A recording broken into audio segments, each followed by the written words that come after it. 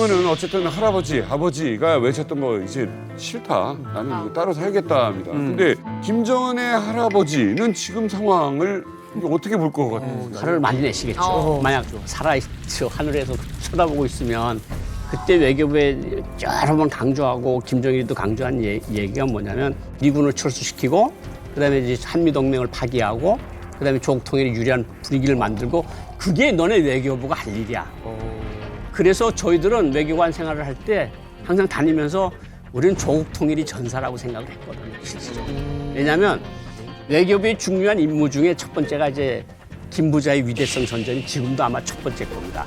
그리고 두 번째쯤이 이제 조국 통일이 유리한 국제적 환경 조성이거든요. 그거 자체가 결국은 뭐 우리가 다니면서 항상 생각했던 김일성의 위대성이라는 건 우리가 말이 좀 안 된다고 생각을 한 게 아니 아프리카 사람들이 동남아 사람들이 김일성의 위대성을 알아서 뭘 하겠습니까?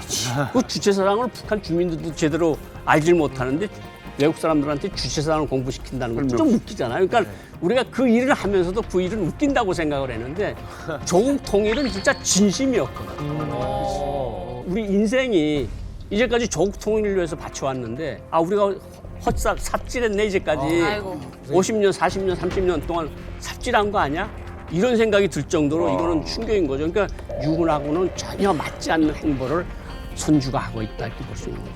우리가 거기에 뭐 이렇게 안쓰럽거나 좀 이렇게 아쉬워할 필요는 없는 게 북한이 늘 말하는 이 조국 통일과 이 민족 해방은 북한의 무력으로 주한미군이 빠진 한반도를 침공해서 통일하겠다라는 거지. 적과 통일에 어찌 대한 보면 김정은이 현타가 온 거죠. 할아버지와 아버지는 무력으로 남조선을 통일할 수 있다고 생각했지만 이게 우리 무력 갖고 돼갔어? 나는 현실 인식을 한 걸 수도 있는 거죠, 사실은. 그 당시 기억을 해보게 되면은 사실은 우리나라 사람들 사이에는 그 낭만적인 민족주의적 감정이 굉장히 강합니다. 우리 윗대만 하더라도 분단 세상이 아니었거든요. 태어났을 때 계속 하나였는데 저만 해도 분단된 나라에서 태어났잖아요. 그걸 현실로 받아들이는데 옛날에는 감정적으로 정서적으로 용납이 안 됐습니다. 우리가 나눠져 있다는 사실이. 그런데 정부 차원에서는 문제는 뭐냐면 그 당시엔 바로 그렇기 때문에 북한이 체제 우위였거든요. 그러니까 북한에서는 뭐냐면 남한을 흡수 통일하겠다는 생각을 하는 거예요.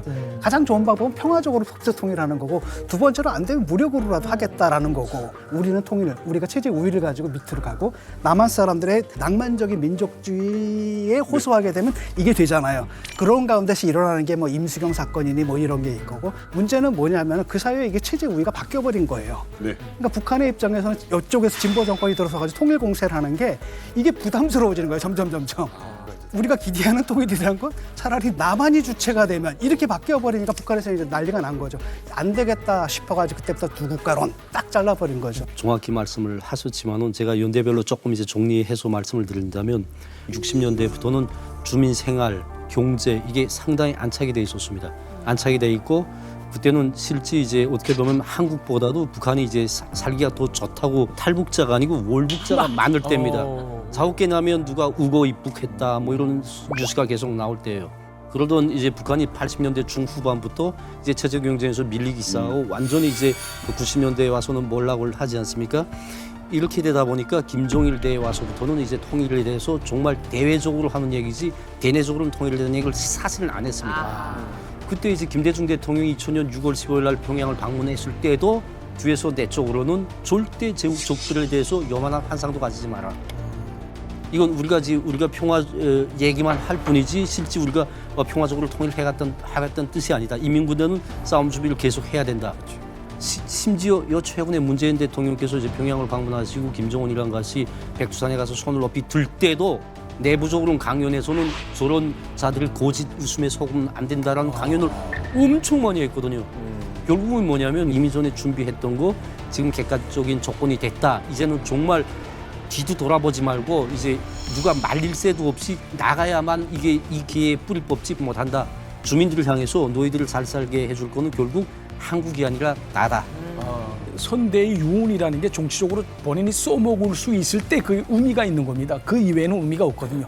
그러니까 예를 들어서 1980년 10월에 김일성이 노동당 6차 당대회 때 조선반도 비핵지대화라는 걸 내놓거든요. 이때는 북한에 핵이 없었습니다. 근데 지금 현재는 핵이 있지 않습니까? 그러다 보니까 북한은 지금 한반도 비핵화라는 말을 이런 방구도 뽕끝도 안 해요, 지금. 자기네가 핵이 있으니까. 그렇죠. 그렇기 때문에 사상과 정책이라는 그 자체는 세월이 변하는 데 따라서 이게 달라질 수 있습니다. 예, 그렇기 때문에 지금 현재 세뇌시킬 때 아마 이런 내용으로 세뇌를 시킬 겁니다. 그러니까 한국이 미국을 등려했고 동족인 북한을 치기 위해서 전쟁 연습을 지금 현재 광란적으로 벌이고 있다. 네. 그리고 또 경제적으로 고립 압살하는데 지금 제일 앞장에 서서 지금 대북 제재를 지금 하고 있다. 우리가. 뭐 예, 이런 식으로 해서 그리고 흡수 통일 야망을 아직도 버리지 않고 지금 계속 책동하고 있다는 식으로 이런 한국과 어떻게 우리가 하나를 이고 살 수 있겠냐. 우리를 반대하는 진짜 그야말로 족이다. 예. 그래서 뭐 적대적인 두 국가론을 이제 아마 계속 강조를 하면서 북한 주민들한테 이걸 세뇌시킬 수 있다는 겁니다. 저는 그냥 개인적으로 북한 주민 입장에서 위에서 지우라고 한다고 이게 지워질까?